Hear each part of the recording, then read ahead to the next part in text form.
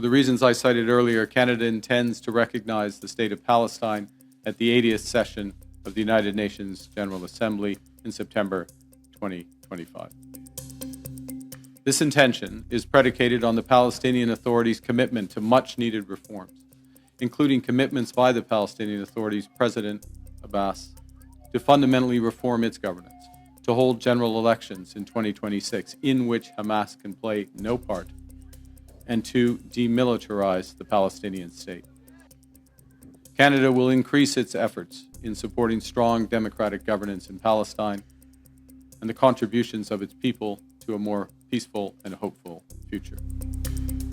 I spoke today with President Abbas at length to reaffirm his commitment.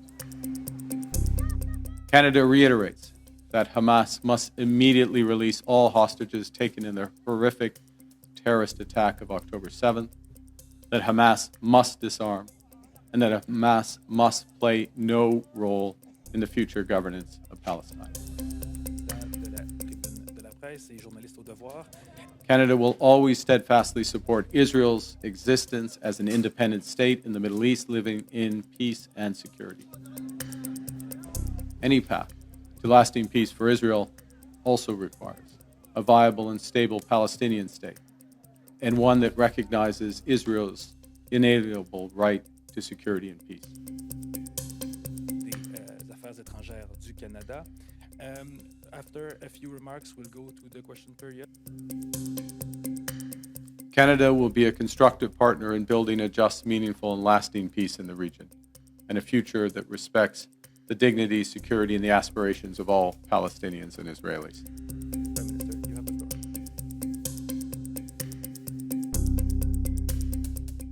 Earlier today,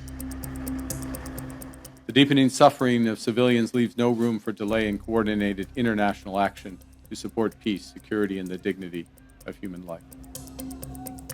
Preserving a two-state solution means standing with all people who choose peace over violence or terrorism. And it means honoring their innate desire for peaceful coexistence of Israeli and Palestinian states as the only roadmap for a secure and prosperous long-term future.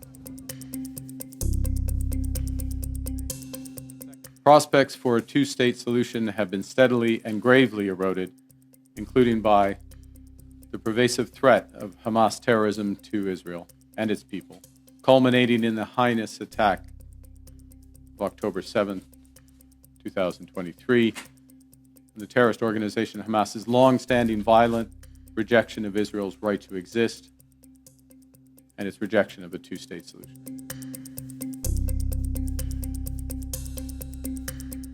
A belief in a two-state solution, the inalienable rights of both peoples, and the fact that peace and security could only be achieved through it. That prospect, that possibility of a two-state solution is being eroded before our eyes. That has been one of the factors that has brought us to this point, to try to reverse with partners. We're not under illusions about the strength of Canada, but to reverse with partners this cycle so that a two-state solution becomes viable. Lots more has to happen for it to. Le devoir de faire respecter. The United States is the essential partner in peace in the Middle East and in virtually in many parts of the world. And we've seen that demonstrated. First point. Second point is that the president does take a direct interest in resolving conflicts, and as has with respect to a broader set of developments in the Middle East. And so again, the United States, this president, will play and continue to play a central role. Others have responsibilities, Canada included. And part of this, again, is, let's go back to where we're starting, which is we are working ourselves with others to preserve the possibility of a two-state solution. British Prime Minister Keir Starmer on Tuesday said his government planned to recognize a Palestinian state in September at the United Nations General Assembly unless Israel takes a number of steps to improve life for Palestinians. Our goal remains a safe and secure Israel alongside a viable and sovereign Palestinian state. Israel's foreign ministry said it rejected Starmer's statement. The support for Palestinian statehood reflects Israel's deepening isolation over its conduct in its war against Hamas in Gaza. The death toll in the war-ravaged enclave has crossed 60,000, according to the Gaza Health Ministry, where a humanitarian disaster has set in. Amid warnings from international aid agencies that people in Gaza are facing starvation, a growing number of lawmakers in Starmer's Labour Party have been asking him to recognize a Palestinian state to raise pressure on Israel. Britain, if it acts, would follow a similar move by France last week, and become the second Western power on the UN Security Council to do so. French President Emmanuel Macron said on Thursday France would recognize Palestine as a state in territories Israel captured in the 1967 Middle East War. Israeli Prime Minister Benjamin Netanyahu condemned Macron's decision, as did U.S. Secretary of State Marco Rubio, who deemed it a reward for the Palestinian Hamas militants who govern Gaza and whose devastating attack on Israel on October 7, 2023, triggered the current war. Meanwhile, our message to the terrorists of Hamas is unchanged and unequivocal. They must immediately release all of the hostages, sign up to a ceasefire, disarm, and accept that they will play no part in the government of Gaza. Starmer said his government would make an assessment in September on, quote, how far the parties have met these steps, but that no one would have a veto over the decision.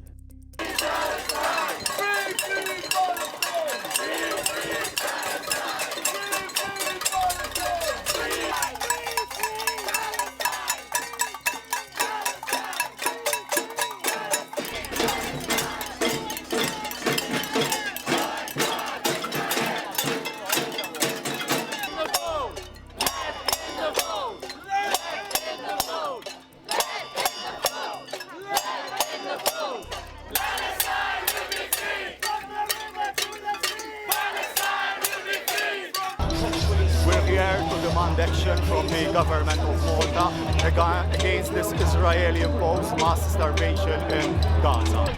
Free Palestine! Free Palestine! From the river to the sea! Palestine!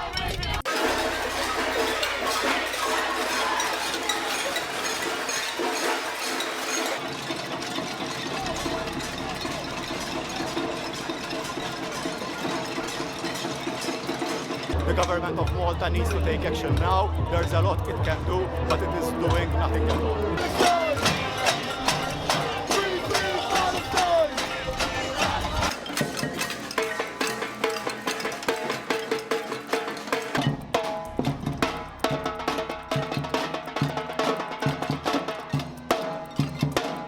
It is not acceptable that things carry on business as usual while there are thousands of children being starved in front of our eyes.